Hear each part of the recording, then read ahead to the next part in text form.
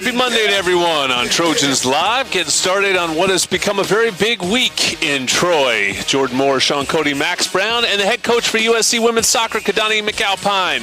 Friend of the show, longtime guest of ours, one of our favorites, Keidane. And, obviously I had you in mind, well before the news of the day, but I do think I always appreciate your perspective. I do think you are a good person to talk to on a day like this. Clay Helton was certainly a colleague of yours ever since you've been here, so I'm sure you've gotten to know him, but you also know this business and the old cliche of coaches are hired to be fired kind of thing, and you know what that's like. So just, your sort of thoughts on the news of the day.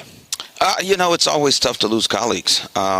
But at the end of the day, like we tell our players, some decisions are out of your hands. And this decision came from up above. And, we understand what it is when we get into it. We understand that there will come a day where we will no longer be in the seat.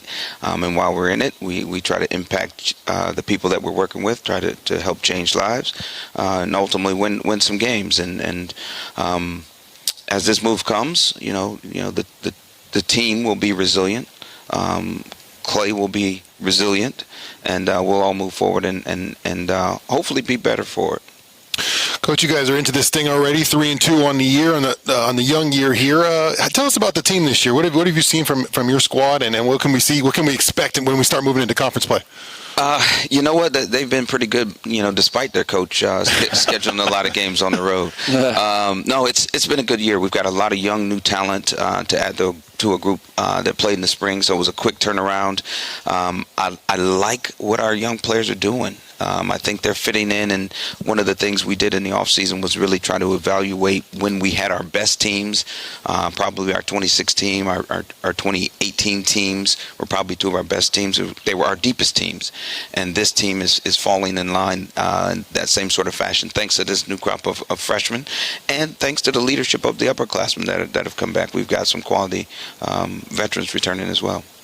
Coach, you're still in non-conference play.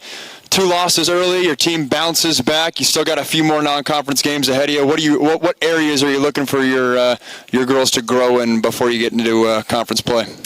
Well, the road has taught us a lot. We played some quality teams: Pepperdine, BYU, Michigan, Western Michigan, all on the road. Utah Valley, all on the road, all pretty much tournament teams. And so for us, we learned a lot in terms of our discipline, our detail. And one of the things that I really was impressed with our group with coming out of the Michigan swing, we finally pushed back in a really big game. Last year we had some tough ones that we let go late, that we were in front. We had the front foot. We should have won the game. We pushed back. The fight. We had that fight. We had the confidence to step up and push back and take the Michigan game, and ultimately it carried into the Western Michigan game. So I'm looking forward more of that. I mean, our hashtag is brash, bold, brave. I want them to be that. I want them to operate in that vein. You're listening to Keidane McAlpine, the head coach for USC women's soccer, and the women of Troy have a couple games this week at Santa Barbara on Thursday, and then you can catch them at home here at McAllister against Cal State Northridge on Sunday. It's senior day. Keidane does a sort of a cool thing. He has senior day in the middle, so a great opportunity. They don't maybe lose focus at the end of the year. I know from a coaching standpoint that's where your head is a little bit. But, I was at your first game, the only home game you played so far, right, the Pepperdine game. And I've talked to you about this before. Soccer is – we talk about the fine margins of sports, but no sport is like soccer because one goal means so much. Yeah. And so how hard is it? All these coaches talk about the process and focus on the process and maybe the process more than the result. How important is that to do in soccer when you get games where you're hitting posts and you're on the frame and and then they get one chance and they finish it and you lose? I mean, it happens all the time at all levels of this sport. But you don't go with hair. So I was going to say you pull your hair out, but maybe that's why you got the shaved head. There is a reason. It saves you from having to pull it. No, I mean, ultimately, it's a long play type thing. Setting the schedule, you knew you had some difficult games. You knew you had some games that could cost you. You'd rather learn lessons while winning, but every now and then you got to learn some tough lessons while losing. And that Pepperdine game, even the BYU game, being on the road in a really hostile environment, not getting a couple calls from the referees. But we still have to, if you're going to be great, you have to fight through those moments. You have to stay together. You have to find a way to communicate that energy into your group, even when things get rough. And for me as a coach, yes, it's difficult. I like winning all the games. Yes. But at the end of the day, as long as we're continuing to grow toward the end of the season, I can stand a tough loss, knowing that at the end we're going to try to position ourselves for the national tournament and then win 6 in a row. Coach, we've had Penelope Hawking on, and Savannah DeMello, one of your studs on the team. Who are some of the other names that you want fans to really know about who kind of have stepped up this year, and you look forward to as their career progresses?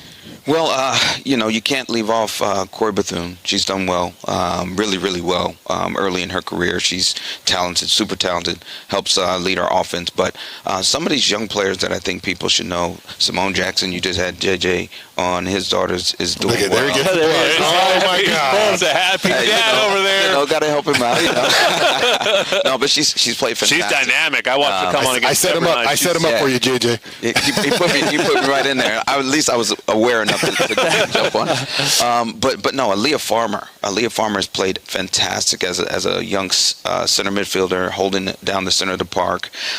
Brooklyn Courtnall has done extremely well as a center back, which two of the hardest positions to come into a team and play. I think they've done brilliant in that role. So those are a couple more players that I think we need to lock in on. But honestly, our team is deeper and better. You're going to find a lot of names on the score sheet. You're going to find a lot of names doing a lot of things. And hopefully, if I'm doing my job, we're going to rotate a lot more bodies. So hopefully you'll have a few more names to call out as the season progresses. I'm going to call out another name right here. I couldn't have you on the show and not ask you about your goalkeeper, Anna Smith. I'm from Sammamish, Washington. I've known the Smith family since, I was in elementary school. I got love anytime a coach is going to Sammamish, Washington, when you have all the talent in Southern California. But she gets Pac-12 goalkeeper of the week. What's Anna mean to your squad? Well, she jumped in this 2 seasons ago, and played that 9-game stretch and was fantastic. Played Florida State, beat Florida. Last year she had a handful of games. This year she looks like the number one. She looks like the confidence is starting to sit in there, and she's 2 huge penalty kick saves already. But I thought her best game was the Michigan game. She was under fire early. She held us in the game. Big PK save, and is now starting to lead the team the way she should, and the way she's been groomed to. And so having that kind of goalkeeper for a team like ours that likes to take risks, we like to rush forward, we like to go. You need that player in the back that's going to hold it down, and she's it. PK saves, is she reading it, or is it game plan?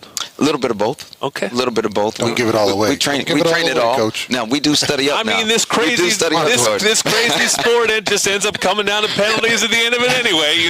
That's what it always comes down to. So hopefully pretty good. Never again. Yeah, hopefully right. Never again. You better find a new profession if you don't want it to come down to penalties. That's Keidane McAlpine, one of our faves. And again, check out USCTrojans.com and check out the women's soccer schedule. They have a nice Pac-12 slate coming up, and one of the best sports to go to, take your family to on this beautiful campus. Trojans Live is sponsored by Pechanga Resort Casino, proud partner of USC football and USC athletics. Hey, Trojan fans, get ready for game day with the Ralph's app. Enjoy a free delivery with the Delivery Savings Pass and save on your fresh tailgating faves. Ralph's is a proud partner of USC athletics. Fight on. Restrictions apply. When we come back, JJ, since he got Keidane to talk about his daughter, we'll come back on the show with a big smile, and we'll talk about that Stanford game and the season going ahead for USC football. Back with more on Trojans Live.